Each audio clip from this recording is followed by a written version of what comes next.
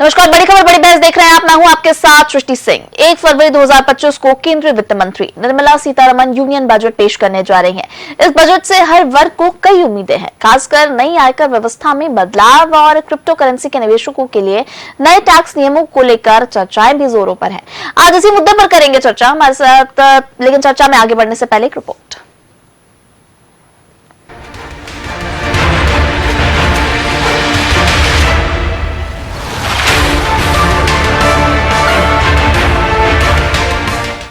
वित्त वर्ष 2025-26 का केंद्रीय बजट 1 फरवरी को पेश होने जा रहा है और इससे पहले ही हर क्षेत्र में चर्चाएं तेज हो गई हैं। वित्त मंत्री निर्मला सीतारमण द्वारा पेश किए जाने वाले इस बजट में नई आयकर व्यवस्था में बदलाव की संभावनाएं जताई जा रही हैं।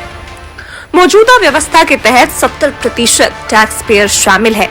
उम्मीद की जा रही है कि इस बार सरकार 15 लाख रुपए तक की वार्षिक आय वालों को टैक्स में छूट दे सकती है, जिससे मध्यम वर्ग को बड़ी राहत मिलेगी। इसके अलावा पेट्रोलियम क्षेत्र के लिए भी अच्छी खबर है।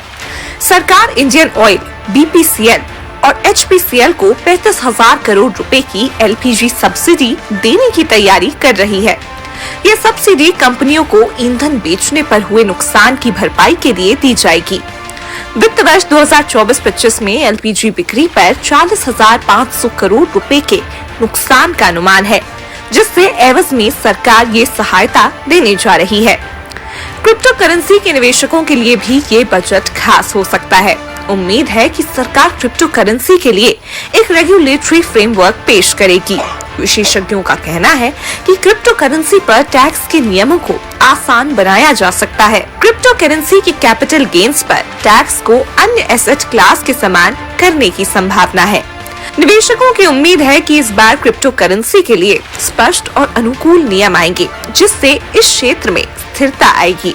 देखना होगा कि 1 फरवरी को पेश किए जाने वाले इस बजट में सरकार किन-किन नई घोषणाओं के साथ सामने आती है।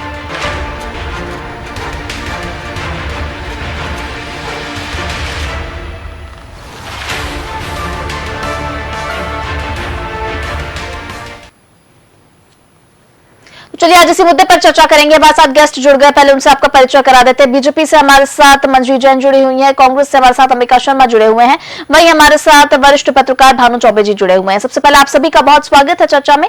चलिए चर्चा को आगे बढ़ाते हैं।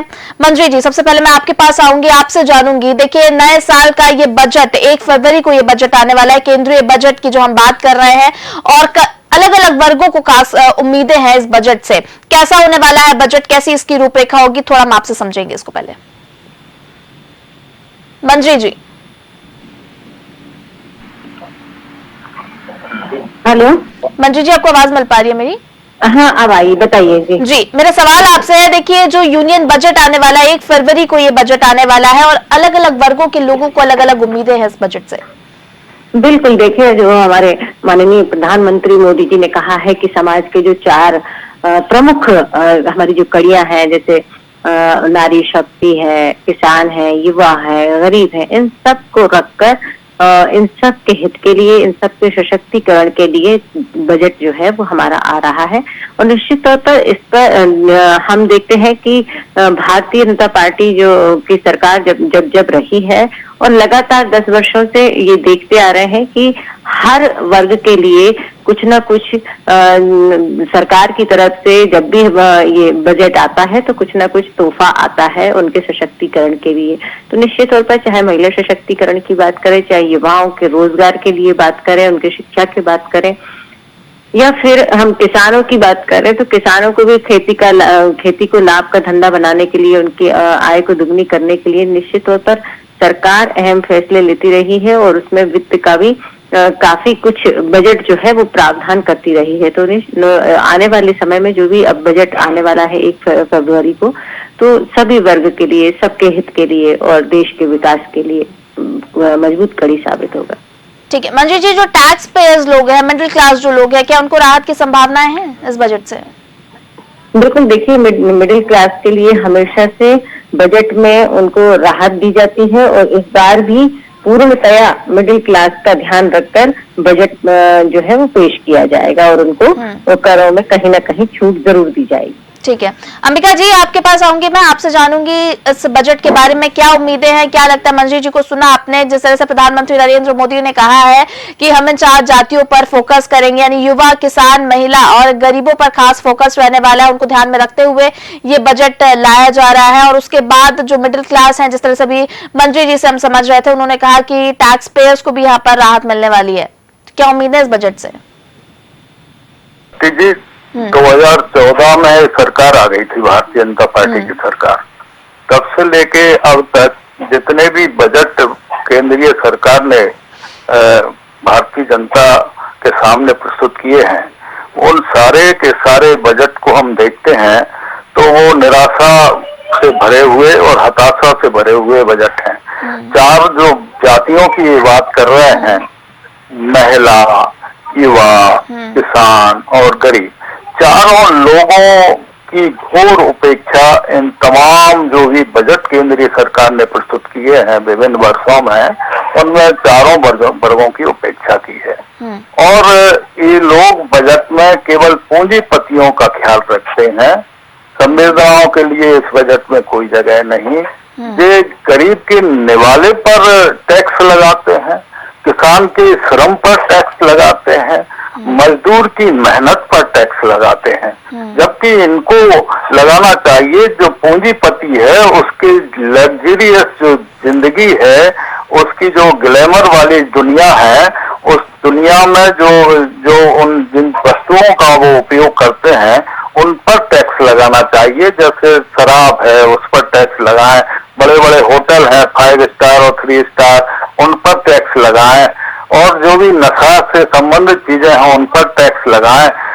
जो बड़े लोगों की एक अलग दुनिया है उस पर टैक्स लगाएं, और गरीब की श्रम पर आप टैक्स लगाते हो और निवाले पर टैक्स लगाते हो।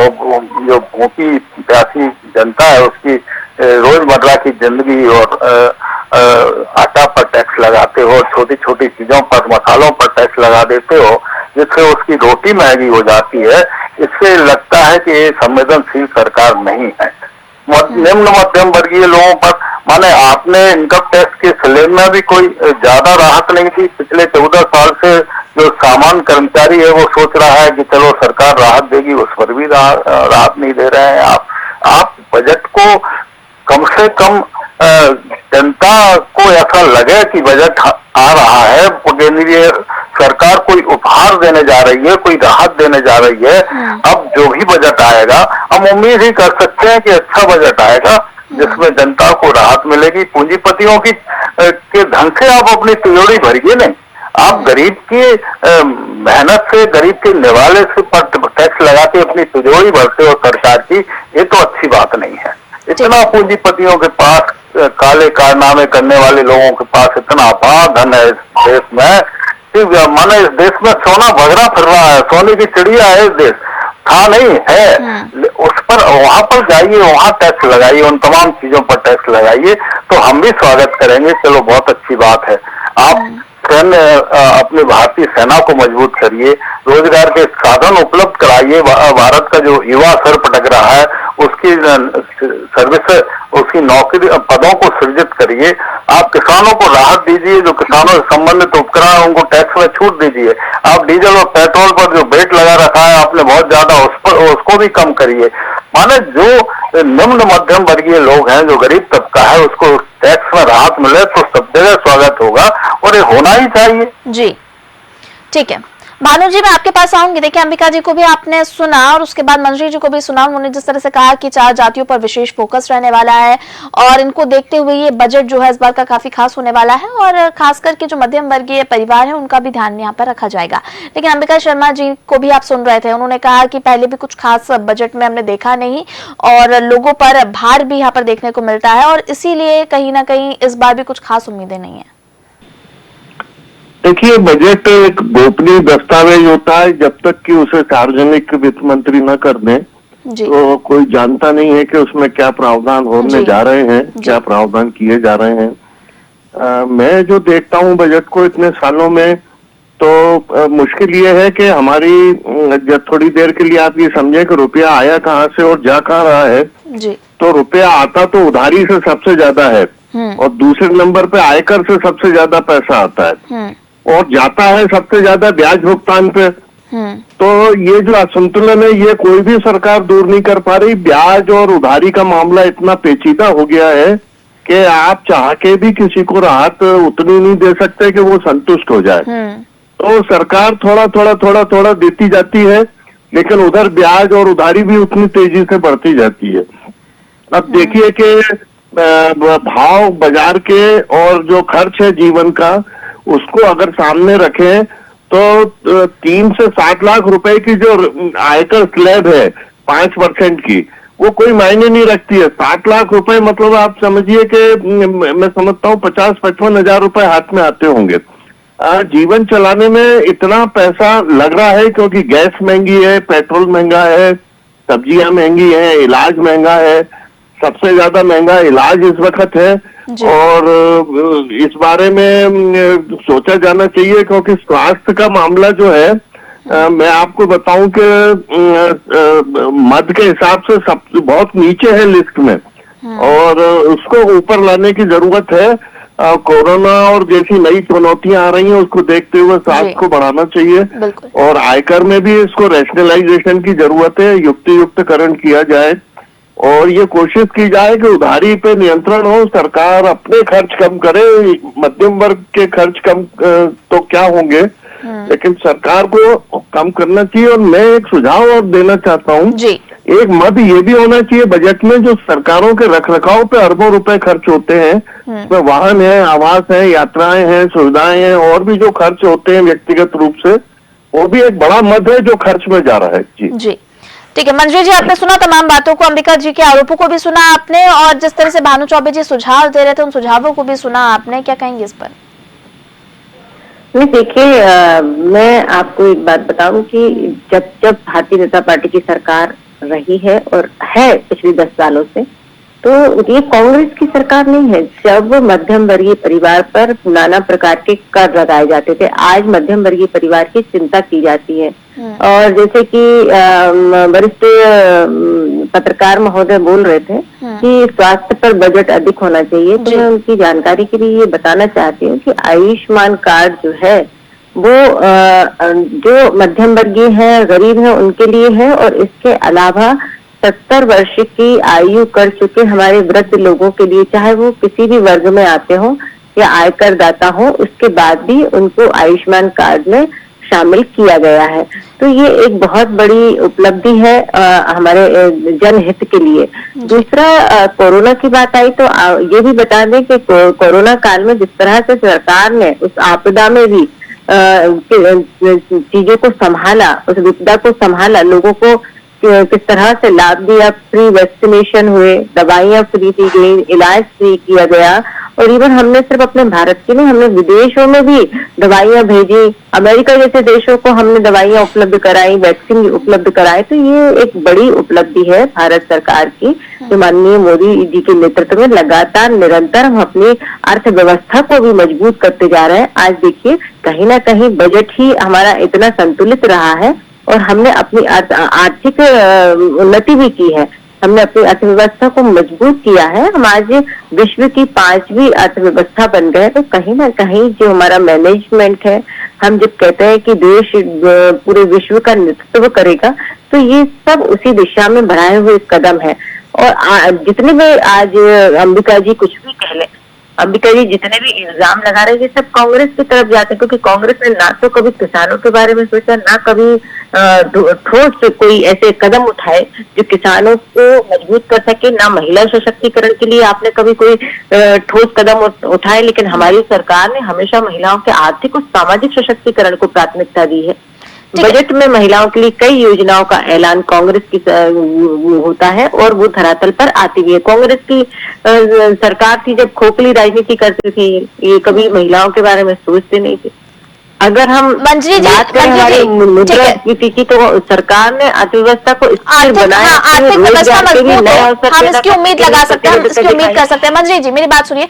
भानु जी ने जो जिक्र किया था, उन्होंने स्वास्थ्य को लेकर जो जिक्र किया था, एक बार मैं और आपका ध्यान उस तरफ केंद्रित करना चाहती हूँ। उन्होंने कहा कि आपने आयुष्मान कार्ड का जिक्र किया, देखिए सबको उस कार्ड का लाभ नहीं मिल पा रहा है, और कई ऐसे लोग हैं कि जो उसमें अपने आप को नहीं, उनको वो कार्ड का लाभ नहीं मिल पा रहा है। उनके लिए तो स्वास्थ्य सुविधाओं को ध्यान में रखना चाहिए ना, क्योंकि जो मेडिकल सुविधा है खास करके उनमें सबसे ज्यादा राहत मिलने की उम्मीद, क्योंकि जैसा अभी हम जिक्र कर रहे थे कि हर वर्ग अपनी उम्मीद लेके बैठा है, और स्वास्थ्य ऐसी सुविधा है जो कि हर वर्ग के लोगों को इसकी जरूरत है, तो बिल्कुल इसका ध्यान रखा जाना चाहिए। वहीं एक और सुझाव जो भानु चौबे जी ने जिक्र किया कि सरकार के जो रखरखाव में जो खर्चे ज्यादा होते हैं, उनमें भी कहीं ना कहीं कमी आनी चाहिए, इस पर क्या कहेंगे आप?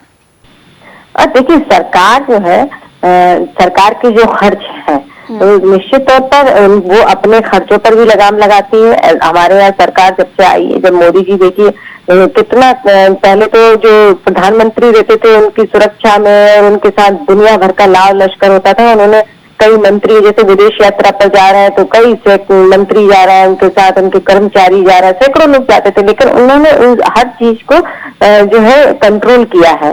तो मैं समझती हूँ कि सरकार में जो है मंत्रीगण है या प्रशासनिक अधिकारी है, तो जो खर्च है वो जायज खर्चे तो जरूरी है, बिना उसके तो काम चल ही नहीं सकता। ये मैं समझती हूँ, भानु जी भी समझते होंगे जी। हाँ, लेकिन उनके सुझाव है, उनके सुझाव को दरकिनार नहीं किया जा सकता, तो निश्चित तौर पर सरकार भी उन पर जरूर करके ध्यान देगी। और सकारात्मक सुझाव, चाहे वो हमारे वरिष्ठ पत्रकार महोदय के हों, चाहे कांग्रेस के हों, जरूर उन पर ध्यान दिया जाता है। जो जनहित के हों, तो देश हित के हों, तो चाहे कोई भी सुझाव दे, उन सुझावों को जरूर अंगीकार किया जाता है, तो किया जाएगा। ठीक है, अंबिका जी आपका जवाब लूंगी मैं। देखिए, आपने सुना मंजरी जी को, उन्होंने कहा कि कांग्रेस पार्टी ज्यादा खर्चे करती है, भारतीय जनता पार्टी ने कई कमियां की हैं अपने खर्चों में, तमाम बातें उन्होंने की। और उसके बाद दूसरी और एक और मैं आपसे जवाब लेना चाहती हूँ। देखिए, क्रिप्टो करेंसी पर टैक्स को लेकर नियम के भी इस बार कई चर्चाएं चल रही है, इसको लेकर क्या कहेंगे? देखिए सृष्टि जी, ये तो बिल्कुल आप भी जानते हैं, हम भी जानते हैं कि सरकार अभी अभी निर्वाचित हुई है, अभी अभी चुनाव हुए हैं, और इस चुनाव के बाद सरकार का यह पहला बजट है। तो निश्चित रूप से इस बजट में हम जिस प्रकार से बजट सरकार प्रस्तुत करती रही है अभी तक, मेरे अनुभव है, आपके भी होंगे, कि यह सरकार बिल्कुल निम्न मध्यम वर्ग का ध्यान देने वाली नहीं है, क्योंकि चुनाव काफी दूर है। तो ये निश्चित रूप से पूंजीपतियों का ख्याल रखेगी और जन सामान्य की उपेक्षा करेगी। ये गोपनीय दस्तावेज है, इसके बारे में कुछ भी नहीं है कहा जा सकता है क्या है, लेकिन इस प्रकार के अंदाज लगाए जा सकते हैं। दूसरा, आयुष्मान कार्ड के बारे में जिस प्रकार की जो क्राइटेरिया इन्होंने बनाए हैं, वो बड़े दुर्भाग्यपूर्ण है। एक तृतीय वर्ग श्रेणी कर्मचारी जो बहुत छोटी सी सैलरी में अपने परिवार का भरण पोषण करता है, उसको आयुष्मान कार्ड की सुविधा नहीं है, बिल्कुल नहीं है। ये सरकार को सोचना चाहिए, लेकिन ये सरकार गूंगी और बहरी सरकार है, ये सोच नहीं पाती। उसको माने एक कौन सा ये सोच है सरकार। इन्होंने कहा 70 साल में तो व्यक्ति काल कवलित हो जाता है, 70 साल से ऊपर के लोगों को मिल रहा है लाभ, लेकिन जो 60 साल में रिटायर हो जाते हैं और जो पेंशनर हैं, उनको भी इसका लाभ नहीं मिलता है। लाखों पेंशनर इस प्रकार के हैं। दूसरा, सरकार के जो ऐशो आराम पर जितनी जो अरबों रुपए खरबों रुपए खर्च सरकार करती है, फिजूल खर्ची करती है, उस पर भी लगाम लगाई जानी चाहिए। जिस प्रकार से जो अपनी दुगनी और तिगनी वेतन कर लेते हैं सदन में बैठकर, कर्मचारी को डीए बढ़ाने में इनके पेट में मरोड़ होती है। तो ये तमाम प्रकार की विसंगतियां हैं, इन विसंगतियों पर ध्यान देना चाहिए। जैसे रसोई है, रसोई में गृहिणी सर पटकती है, निम्न मध्यम वर्गीय, तेल महंगा है, गैस महंगी है और तमाम मसाले महंगे हैं, उसकी रसोई मुश्किल से 2 जून की रोटी वो बना पाती है, इतनी महंगाई है। इन सब पर चीजों पर सरकार को ध्यान देना चाहिए, सरकार को जनोन्मुखी होना चाहिए, सरकार को संवेदनशील होना चाहिए, और बजट में जो प्रावधान ये सरकार करे तो भारत के प्रत्येक नागरिक की, प्रत्येक युवा की ये उत्कट अभिलाषा है कि अब की बार तो थोड़ी सरकार शर्म करे और रोजगार के अवसर उपलब्ध कराए। ये कहा जा रहा है अंबिका जी कि इस बार जो बजट आने वाला है रोजगार मिलवाने में, यानी युवाओं को रोजगार मिले, इस पर फोकस रहने वाला है। क्योंकि पूरे विश्व में, सृष्टि जी, पूरे विश्व में सबसे ज्यादा अगर यूथ पावर है तो इंडिया के पास है, भारत के पास है, और उसका सदुपयोग ये सरकार नहीं कर पा रही है। बड़ी दुर्भाग्यपूर्ण परिस्थिति है। युवाओं को नियोजित करे, उनकी क्षमता और उनकी योग्यता के अनुसार देश की सेवा में उनको रत करे, उनको उनकी सेवाएं ले, और देश का जो विकसित करने का जो एक सपना भारत माने प्रधानमंत्री जी का है, भारत के प्रत्येक नागरिक का है, वो सपना अगर वास्तव में साकार करना है तो इस यूथ पावर का इनको उपयोग करना होगा, ये यूथ में निराशा न होने पाए। आपको पता है कि विदेशों से भी कितनी चुनौतियां हैं, जबकि अपने यहाँ यूथ पावर इतनी ज्यादा शक्तिशाली है कि कोई भी देश आंख चढ़ा के बात नहीं कर सकता अगर इसका सही उपयोग सरकार करे तो। इनको सैन्य बलों में, पुलिस बल में, अर्धसैनिक बलों में बढ़िया लड़कों को अवसर दें और बढ़िया अच्छे से देश चलाएं। सब लोग यही कामना करते हैं, अच्छा बजट आए, लेकिन ये करते नहीं है। इनको सत्ता की ज्यादा चिंता है, देश की चिंता नहीं है। देश की भी चिंता कुछ कर लें। जी ठीक, भानु जी आपके पास आऊंगी। देखिए, आपने मंजू जी को सुना, जैसे सुना आयुष्मान कार्ड का जिक्र किया और तमाम बातें कही। वहीं अंबिका जी के अपने आरोप हैं कि रोजगार को लेकर भी सरकार संवेदनशील नहीं है, और तमाम जो चार जातियों की भी बात हम कर रहे हैं लगातार। प्रधानमंत्री नरेंद्र मोदी ने कहा है चार जातियों का ध्यान रखा जाएगा, पर अंबिका जी कहीं ना कहीं उनसे सहमत नजर नहीं आ रहे हैं।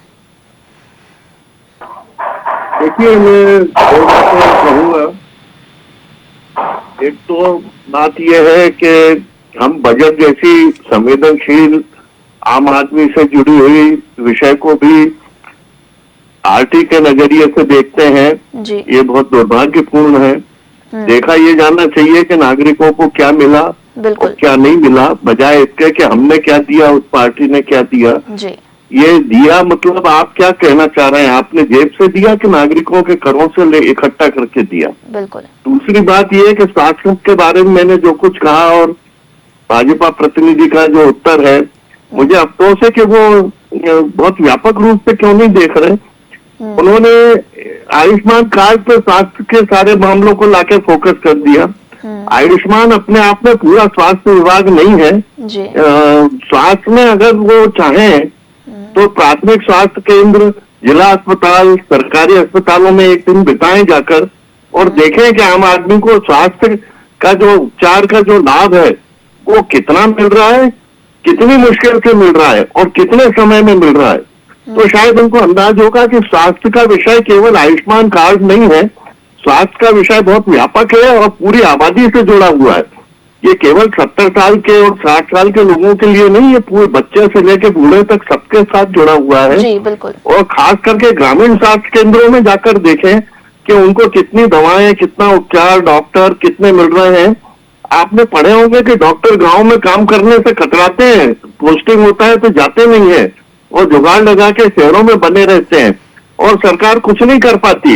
इंदौर, भोपाल के उदाहरण देख लीजिए कि डॉक्टर वर्षों से जमे हैं और जब भी तबादले हुए उनने कोई ना कोई रास्ता निकाल के और अपना यहाँ जो जुगाड़ किया और शहरों में बने रहे और सरकार कुछ नहीं कर पाई। कुछ एक सजाएं हुई थी लेकिन वो अपवाद रहा।